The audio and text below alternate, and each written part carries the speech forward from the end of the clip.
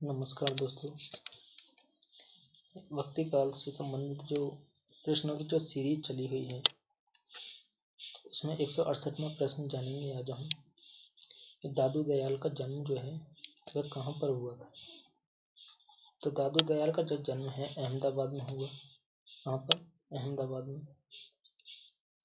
Next है दादू दयाल का सत्संग स्थल किस नाम से जाना जाता है। तो दादू दयाल का सत्संग स्थल है अलख दरीबा नाम से जाना जाता है। किस नाम से? अलख दरीबा। नेक्स्ट है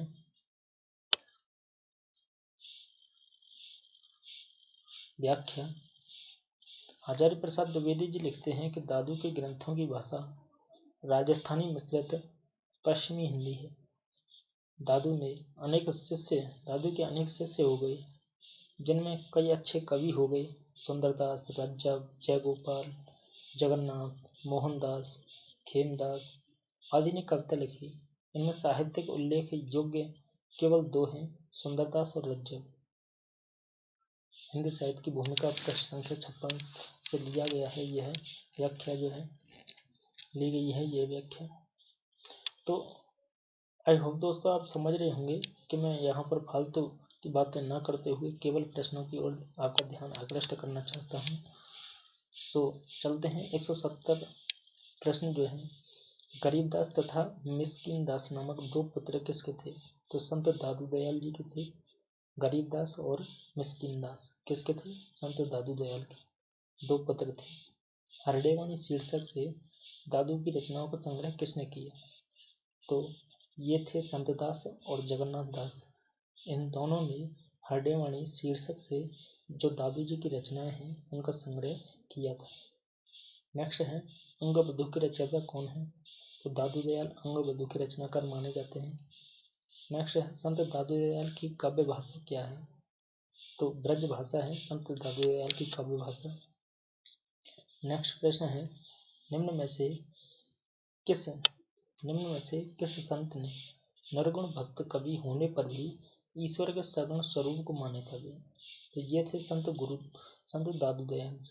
कौन? संत दादू दयाल जी जो थे उन्होंने निर्गुण भक्त कवि होने पर भी ईश्वर के सगुण स्वरूप को ही मान्यता दी, अर्थात सगुण रूप को ही माना।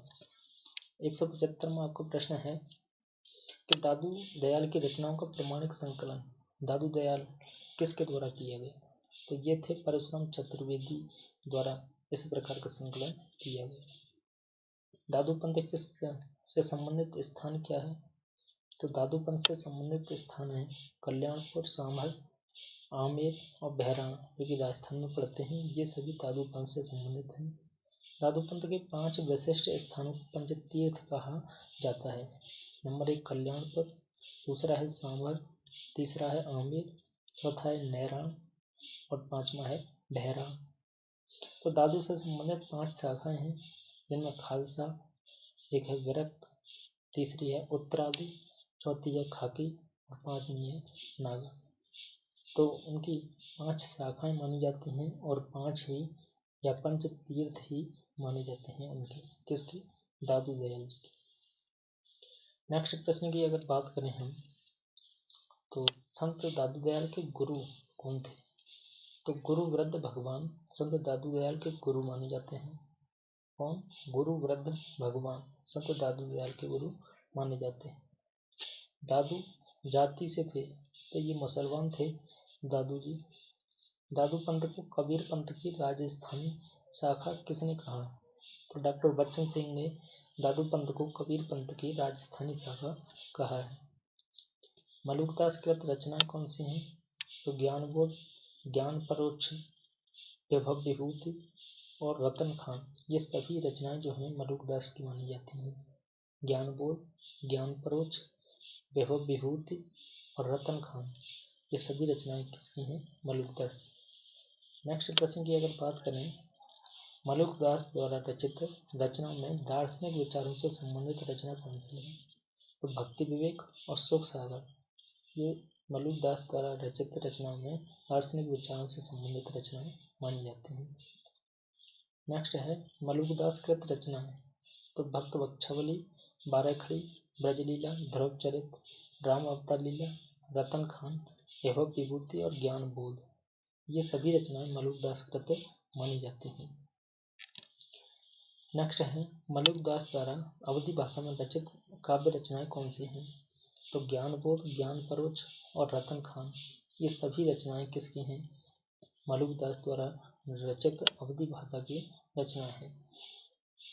नेक्स्ट है 184वां प्रश्न आपका, मलुकदास की रचनाओं में सर्वाधिक महत्वपूर्ण रचना कौन सी है? तो ज्ञान बोध जो है वह सबसे महत्वपूर्ण रचना मलुकदास जी की मानी जाती है। 185 में आपका प्रश्न है, मलुकदास कृत ब्रज भाषा में रचित रचना कौन सी है? तो ब्रज भाषा में उन्होंने लिखी वैभव विभूति। कौन सी? वैभव विभूति। नेक्स्ट है 186 में आपका प्रश्न है, भक्ति विवेक में सम्मिलित कथा है, उपयुक्त सभी भक्ति विवेक में सम्मिलित कथाएं हैं। कौन सी?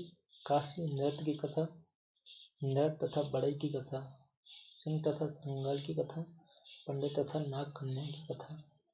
187वां प्रश्न की अगर बात करें हम, तो बाबा लाल तथा दारा का वार्तालाप किसमें संग्रहित है? तो असरारे मार्फत में संग्रहित है बाबा लाल तथा दारा का वार्तालाप।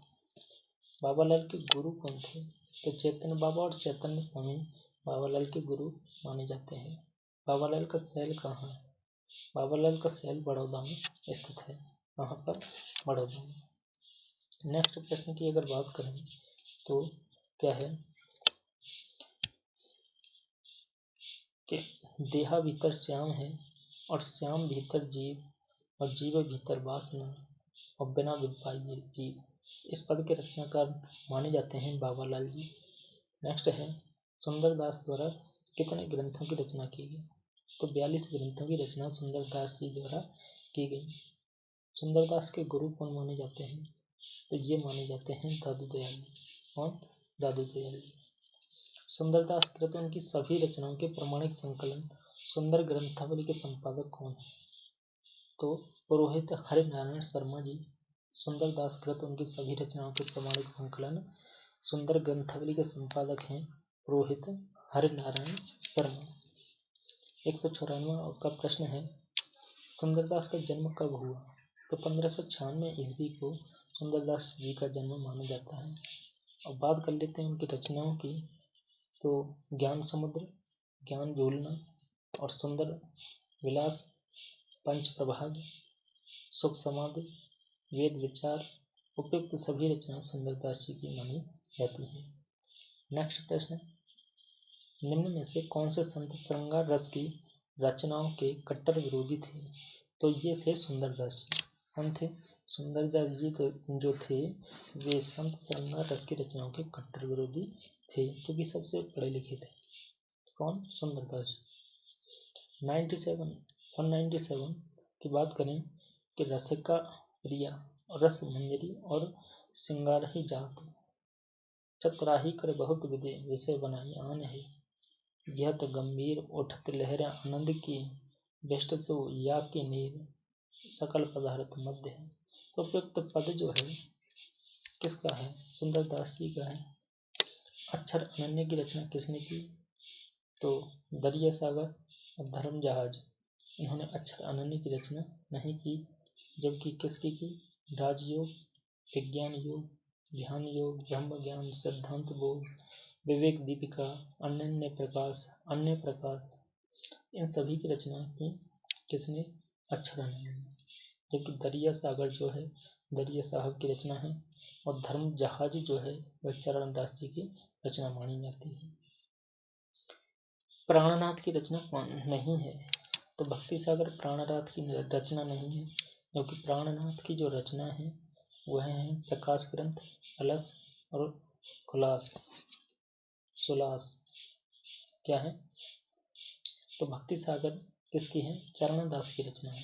यहाँ पर जो भक्ति सागर दिया हुआ है वह किसकी है? चरण दास की रचना मानी जाती है। नेक्स्ट है गुरु अर्जुन देव द्वारा रचित रचना है कौन सी?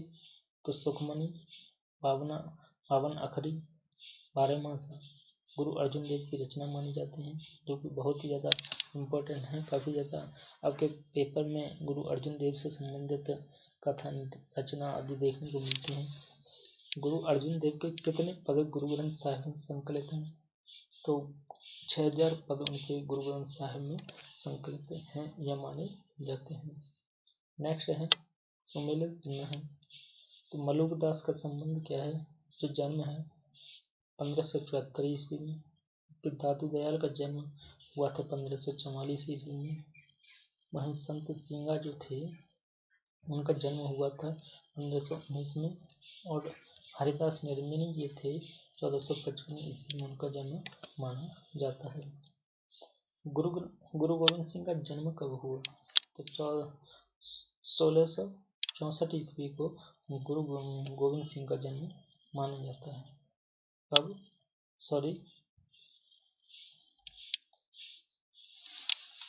1664 ईस्वी को। नेक्स्ट है नानक देव की रचनाओं को एकत्र करने का श्रेय गुरु अंगद को जाता है। किसको? गुरु अंगद को। नानक देव की रचनाओं को एकत्र करने का श्रेय गुरु अर्जुन को जाता है ना। एक 205वां आपका प्रश्न है कि मेरे सिख हिंदू और मुसलमान छूत और अछूत, ऊंच और नीच के भेदभाव को मिटाकर छोड़ेंगे। उपयुक्त कथन किसका है? यह कथन है गुरु गोविंद सिंह का। मुसलमान ने कबीर का गुरु किसे माना? तो मुसलमानों ने कबीर का गुरु शेख तकी को माना। जो मुसलमान लोग थे उन्होंने कबीर का गुरु माना किसको? शेख तकी को। 207वां आपका प्रश्न है कि ऐसी मेरी जात विख्यात चमार। तो पद के रचनाकार कौन है? रैदास जी। नेक्स्ट है 208वां आपका प्रश्न है कि जो नर दुख में दुख न माने, पंक्ति के रचयिता कौन है? नानक देव। जाति ओछा पाति ओछा, ओछा जन्म हमारा। इस प्रकार की पंक्ति के रचयिता कौन माने जाते हैं? कि रैदास। नेक्स्ट है कि नाम हमारा खाक है, हम खाकी बंदे खाके से पैदा हुए, पैदा किए अति गाफिल गंदे। तो इस पद के रचनाकार हैं कौन? मलुकदास जी। ऐसी आरती त्रिभुवन तरे, तेज पुंज तहाँ प्राण उतारे, अति पंच रूप कर पूजा, देव निरंजन और नलोजा। तो पद के रचयिता माने जाते हैं कबीरदास जी। नेक्स्ट है इस वीडियो का आपका अंतिम प्रश्न है 212 में कि आचार्य शुक्ल के अनुसार प्रमुख संत कवि कौन है? तो पिक सभी कबीर, रैदास, धर्मदास है ना। गुरु नानक, गुरु अर्जुन, गुरु नानक, दादू, सुंदरदास, मलुकदास, अक्षर अनन्य, ये सभी क्या हैं? आचार्य शुक्ल के अनुसार प्रमुख संत कवि माने जाते हैं। आई होप दोस्तों वीडियो आपको पसंद आई होगी। हमारे विभिन्न प्रकार के PDF आदि प्राप्त करने के लिए टेलीग्राम चैनल से भी आप जुड़ सकते हैं, जिसका कि डिस्क्रिप्शन बॉक्स में लिंक दिया हुआ है। साथ ही इसी प्रकार की प्रश्नों की जो सीरीज है निरंतर देखते रहने के लिए चैनल को सब्सक्राइब करें, वीडियो को अपने मित्रों के साथ शेयर करें। धन्यवाद।